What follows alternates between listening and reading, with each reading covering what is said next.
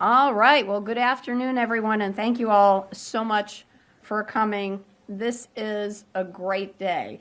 Last year, the governor and I made paid family medical leave a priority to be passed in our state legislature because we recognize the need to provide families relief so they don't have to worry about choosing between taking care of a sick loved one, a newborn, and their job.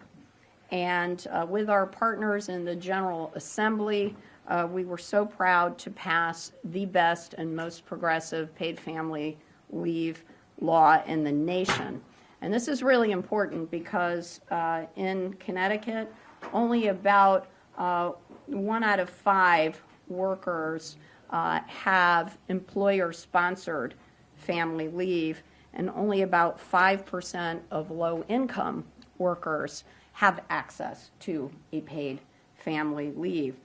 So today is a very important milestone in our effort to get prepared to implement the best paid family medical leave law in the nation, bar none.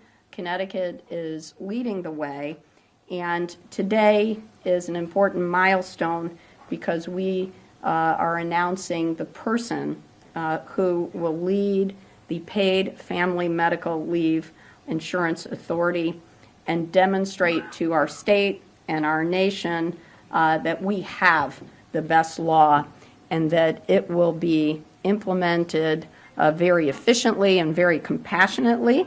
And so now I'd like to introduce our great DAS Commissioner, Josh GEBALLE, who is the chairperson of the Paid Family and Medical Leave Insurance Authority's board. That is a mouthful, to make today's important announcement. Commissioner. All right. Thank you, Madam Lieutenant Governor and guests. Thrilled to be here to make this very important announcement. Just wanted to say before we get to the announcement, among the governor's goals in creating a quasi-public authority to stand up and run the paid family and medical leave program, among the goals were to ensure that we had the ability to move fast and attract the best possible talent. And I think you'll see that today's announcement represents strong validation of that strategy on both fronts.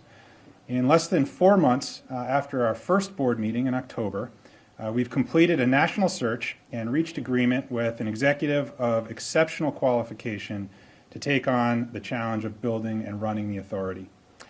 I'd like to thank our 15-person board of directors for their active participation and collaboration in this work. I see at least a couple of them here. Thank you so much for your support and involvement.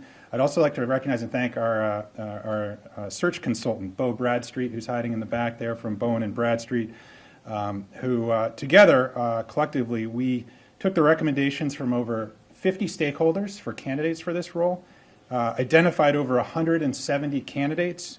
We screened over 90 candidates and conducted in-depth interviews with 7 finalists. At our board meeting on January 9th, we reached a unanimous decision to move forward with our preferred candidate. And so on behalf of the board of the Paid Family and Medical Leave Insurance Authority, I am delighted to announce the appointment of Andrea Barton Reeves as our CEO.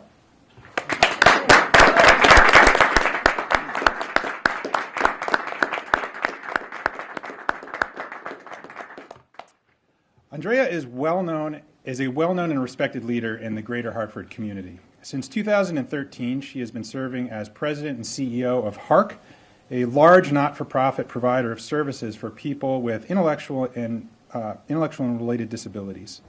During her tenure, she transformed HARC's operating model, created new revenue streams, and enhanced technology systems. She's also served previously as the organization's vice president of administration and in-house counsel.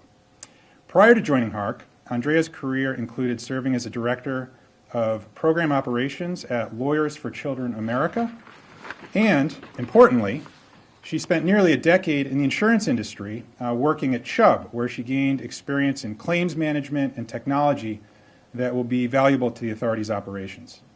She's also served as the president of the Connecticut Bar Foundation, board chair at the Village for Families and Children, and is a board member for several other nonprofit organizations, including Connecticut Community Nonprofit Alliance and Leadership Greater Hartford. While her resume is clearly impressive, all of us on the board were also struck by two additional factors. First, her excitement for the challenge at hand, building a $400 million business from scratch in 2 years while minimizing administrative costs and providing outstanding service to the 1.7 million working people in this state and their employers. Not a challenge for the faint of heart. No pressure. Second was her passion for the mission of this authority and our efforts to strengthen our workforce to make Connecticut an even more attractive place to build a career and propel our economy forward. I am delighted to introduce our new CEO, Andrea Barton Reeves.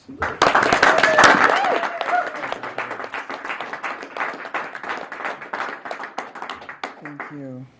Well, first I would like to thank Governor Lamont, Commissioner GEBALLE, and the Board of Directors of the Paid Family Leave Insurance Authority for the opportunity to serve the people of Connecticut in this very critical role.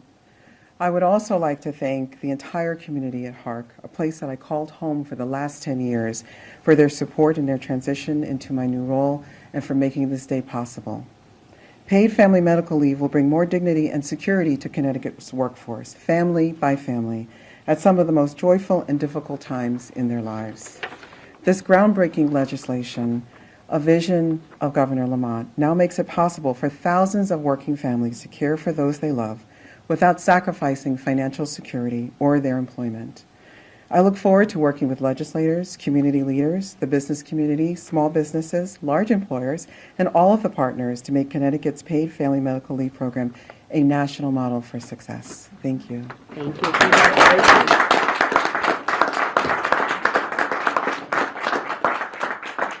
We are so proud to have you as part of our team. And I'd like to introduce the head of our team, Governor Ned Lamont.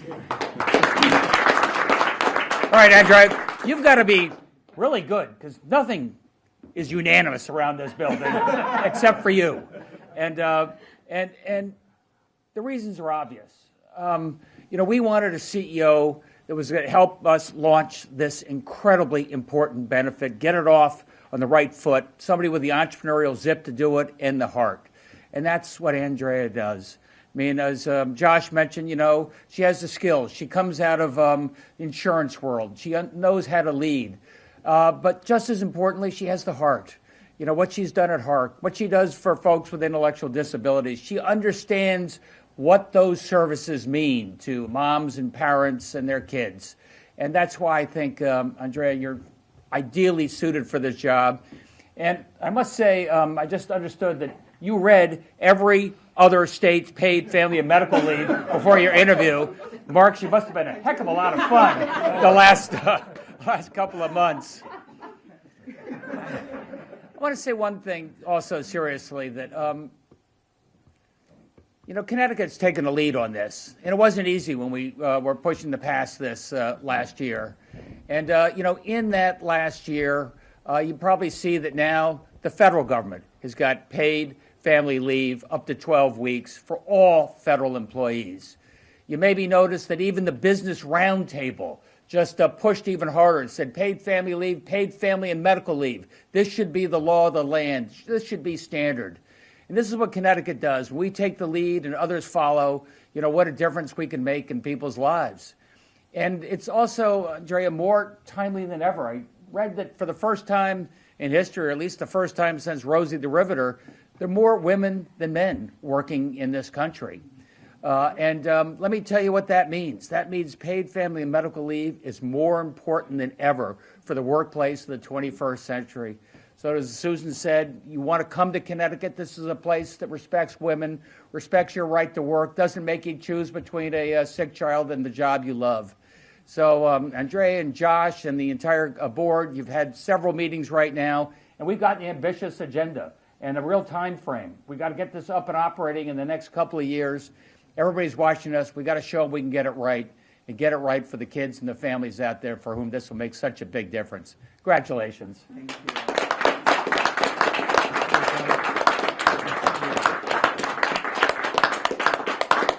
Does anybody have any tough questions for Andrea? Yeah, I have a question. I don't think it's tough, though. If you've done all that reading, since you've done all that reading and you have actuarial experience, do you think the 0.5% tax is going to be enough to fund this program? I think that, well, first of all, let me correct you. I don't have actuarial experience. I've worked in the insurance industry in operations, and that was my first job out of But you read all the Ghana. classics. I'm sorry? You read all the documents. I did, and I think that we will have to run some more actuarial models. I am very confident that the way that the statute was drafted, that solvency was one of the highest and key priorities, so I'm not concerned about the solvency of the program. Governor, what about you? Look, I'm very certain that we're going to get this right. And it's really important when you look at the insurance programs, the new program we're setting up right now. We're putting in place all the necessary safeguards to make sure this works. We've worked with all of our neighboring states, in particular Massachusetts, which set up a similar program. We're getting this right. Are you concerned about what has happened with the Retirement Security Board? Well, the Retirement Security Board is, totally unrelated to this. They had a slow time getting a start, putting together the board, doing this. We've had to take that over. We'll be announcing how we're going to remediate that. But Christine, you're right. I mean, some of these quasis have not gotten off on the right foot. I think you're going to see today, this is the first one we are launching. This is off on the right foot. We got the right leadership, and we got the right CEO. Perhaps you and Josh discuss where we stand on this question of private management of this coming benefit.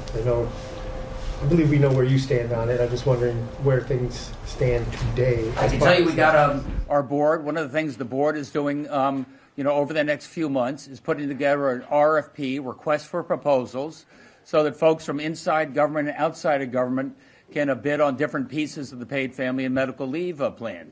That includes a collection of revenues. That also means disbursement of benefits. Do you want to add to that, Josh?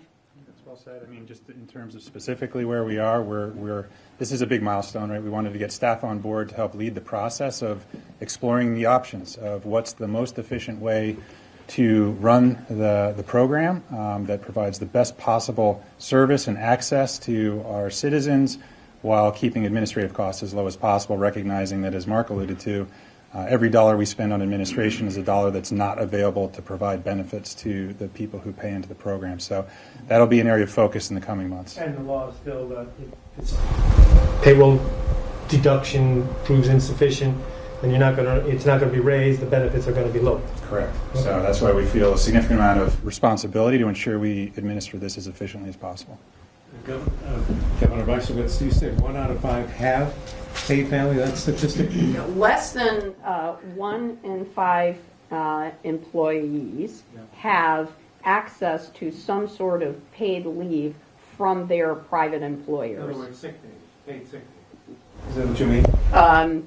Family leave is not sick days, but what happens if you get sick or your spouse gets sick or you have a newborn, all of those eventualities, only about less than 1 in 5 people around the country who work have access to that. We've had mandatory family leave in this state since the 90s. Yes, but paid, very, very few employers pay for it in the private sector. That's why this is really important legislation.